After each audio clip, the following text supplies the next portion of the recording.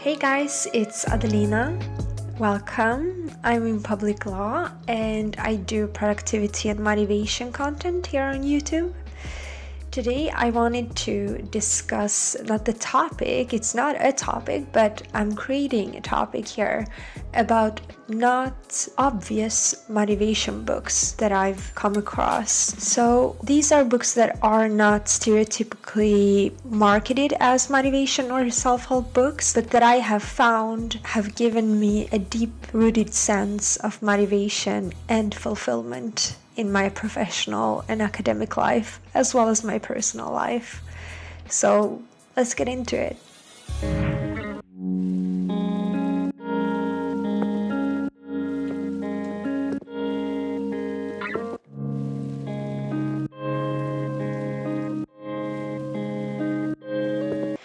First, I want to give some background story.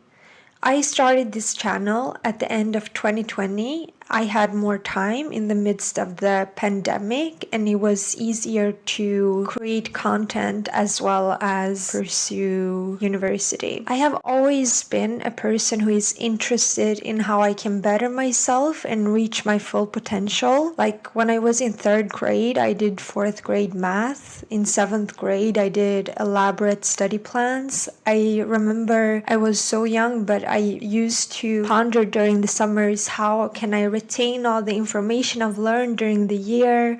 Will I forget it before the summer ends? That's usually not what kids think about. They're just happy it's summer, but that wasn't me. So this has always been with me, this kind of sense of I need to reach my full potential and how can I expand myself. Last year of high school, if I remember correctly, during that time, in 2016 and 2017, self-help books became a thing. Maybe they became a thing before that, but at least then I became aware of them. And I caught on to this trend. And then started my journey, probably the journey that got us here today, me having a YouTube channel. But I've read many self-help books. As you guys know, those of you who have been following me for a while, like sometimes I could read up to 5 books a month. I was consuming them and I was trying to apply them religiously. It was compulsive. I needed more and more. It was never enough. There was always something I could do in my routine or my lifestyle or my mindset that I could do better, that I could optimize in some way. And I never really felt fulfilled.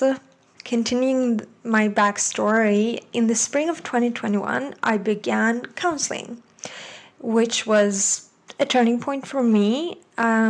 Just a few months before, I had started my YouTube channel, which obviously focuses on motivation and productivity. That's my thing. And I was doing 12-hour streams, like study with me. I was sitting and studying for 12 hours a day, every day. And I was constantly talking about motivation and answering questions. And I was just thinking about all these topics very deeply. And it was very fulfilling for me. It was very enjoyable. Honestly, when I started the counseling at this time, I kind of saw it as another tool to better myself. Okay, I kind of showed up to counseling as if it was a presentation, and I started just rambling all my merits and everything I already did to fulfill my potential. And if the counselor was like, this is this, I was like, oh yeah, I read about that. Like, yeah, I know. And the counselor just looked at me like, okay, then why are you here? And that was 2021. Then, February 2022, we're getting closer to today, I started actual therapy with an actual structured therapy form. And we started with CBT, which is cognitive behavioral therapy. And I did that without stuttering. My outlook on life really started to change during this time. The seed had been planted in me in 2021 when I did counseling with a counselor, but now I really started looking at things differently because we were doing deeper work. So I started to realize maybe life wasn't about constantly trying to improve myself, but accepting myself as I am. And that brings us to today. In 2023, I've done a conscious decision to not read any productivity focused books, especially not Atomic Habits. Okay, I will someday. It's just that book has been in my face since it came out, and everyone like constantly recommends it to me, and now I just feel like I don't know, I'm just being rebellious. But someday I will read that book, but like, no, not right now. Instead, I've been focusing on doing reading that is fun, enjoyable, and spiritual. So some of you will still classify these books as obvious motivation books or psychology books because obviously the goal is still to understand myself better and improve my quality of life and like get tools to apply to my life. But these are not marketed as obvious self-help books, and the key to this whole video and what I'm trying to communicate to you is that my approach to motivation is different for now. I do not compulsively consume, but often give a book a whole month or maybe 2 months now, so I can really digest the content and understand the content deeply without stress, without just trying to finish the book. The result has become a much calmer, gathered, and more emotionally stable me. And most of all, I feel deeply motivated and I see meaning and fulfillment in work and productivity in a way that is internal and not focused on external approval. So let's get into it. Some of these books I have already talked about in previous videos, but let's get into the books and the summary of how I have found my way to motivation with them in unexpected ways. Meanwhile, I have avoided compulsivity and habits that trigger perfectionism in me and toxic productivity, which is a topic I'm pretty passionate about right now. I've come to truly believe an obvious motivation book, if we call them that, Detox, is the key to lower that critical voice that I see more and more people like talk about and like post content about. You know, it's quite a topic right now, toxic productivity, because many people have the same experience. So I will now get into the books. I will just say a sentence or two about them, but for some reason I do have confidence it will spark your guys' curiosity. And I said I've done deeper videos on some of these books, so you can probably find that already, and I probably will do more videos on these books. So first I will start with the core books that I have delved into very deeply this year and that have imprinted me in significant ways. This one is no surprise, is Letting Go by Dr. R. Hawkins. It's about surrendering to emotions and then letting them go and therefore making choices from a more stable place. Next is The Power of Vulnerability by Brené Brown. It's about how to practice vulnerability and what it can do for your sense of fulfillment in life. Much needed in a time and climate where we all have like difficulties connecting to one another, and like science shows that loneliness is one of the biggest problems in our societies. Okay. Next one. The Brain Fog Fix by Dr. Mike Dow. I've already talked about this one too. My practical go-to, my blueprint, my for like healthy lifestyle habits. I love this book. It's just it's my go-to.